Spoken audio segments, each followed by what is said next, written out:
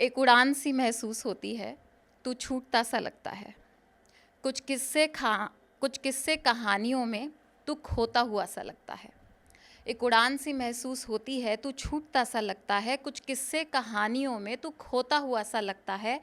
शायद जिस रास्ते पे मैं हूँ वो कुआं नहीं खाई हो, पर अब इस डूबते का तिनका भी कुछ छूटता सा लगता है। इसलिए हम परफॉर्म नहीं करते पूरी। कितने कितने लोगों ने कभी किसी को ये कॉम्प्लीमेंट दिया है कि oh my God, you look so young, you don't look your age, है ना? वाह। क्योंकि शो संवारने पर था तो हम कंटेंट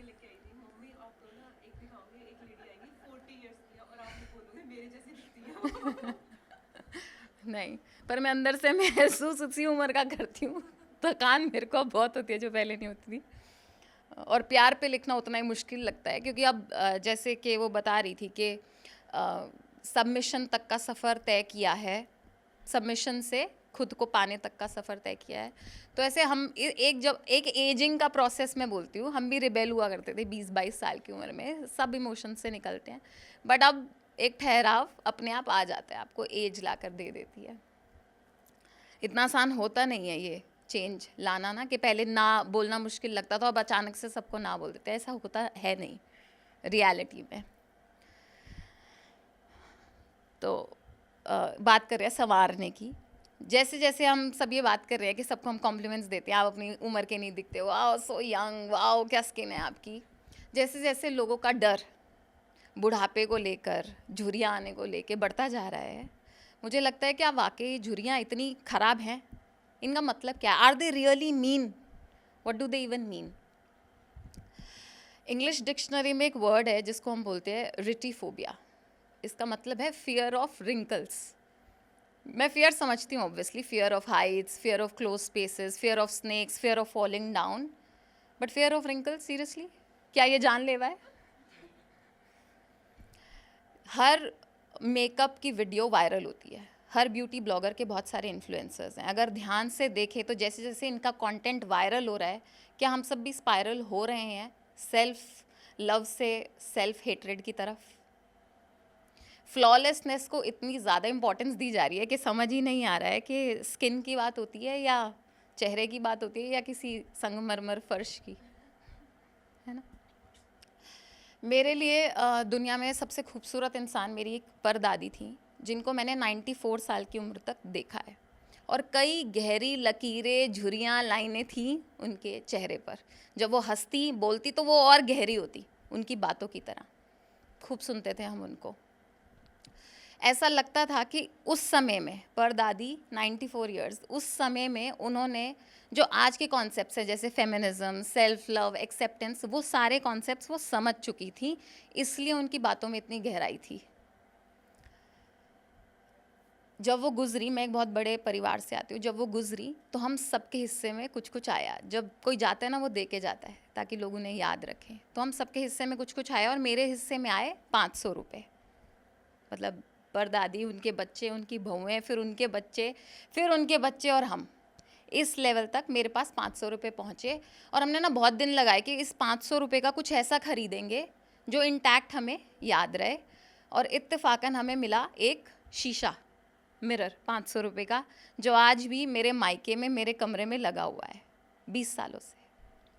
और कई बार उस आईने को देखकर ही मुझे लगता है कि अपनी परदादी की तरह शायद मैं भी कभी अपने अस्तित्व को पहचान पाऊँ, ठीक से देख पाऊँ, जब जब उस आईने में देखूँ।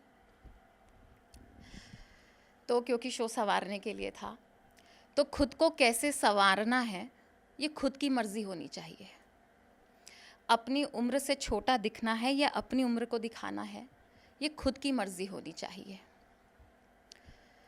बने बनाए दुनिया के ढांचे में खुद को ढालना है या अपने अस्तित्व को पहचानना है, ये खुद की मर्जी होनी चाहिए।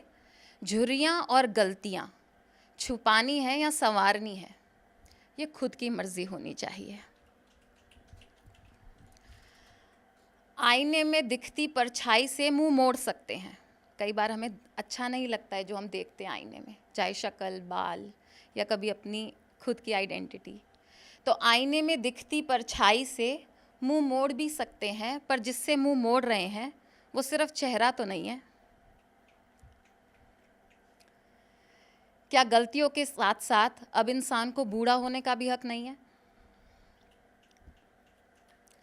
खूबसूरत दिखना, अपने आप को संवारना अच्छा है, पर ये ध्यान रहे, खूबसूरत दिखना, अपने आप को संवारना अच्छा है, पर ये ध्यान रहे, जैसे हर गलती को छुपाना गलती ही है, वैसे ही अपने चेहरे की हर लकीर को छुपाना खुद के लिए प्यार में कमी सी है।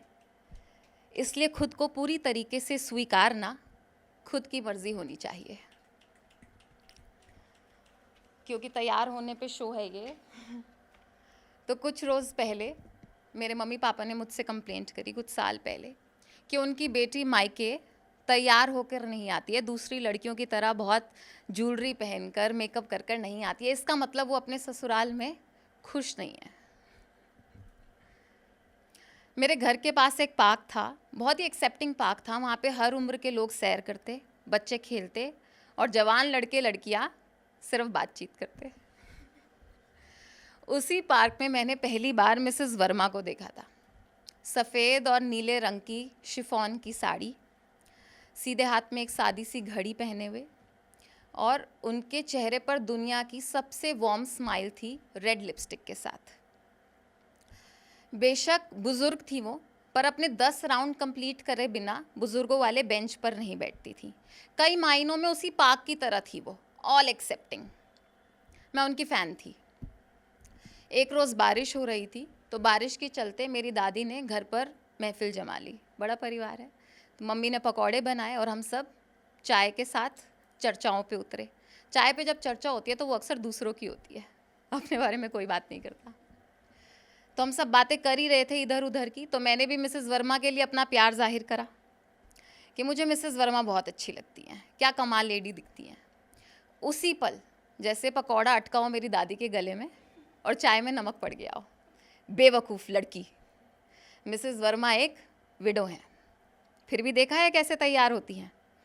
मैचिंग बिंदी, स्लीवलेस ब्लाउज़, रेड लिपस्टिक, कभी कभी तो पाउडर भी लगा लेती हैं और काजल भी।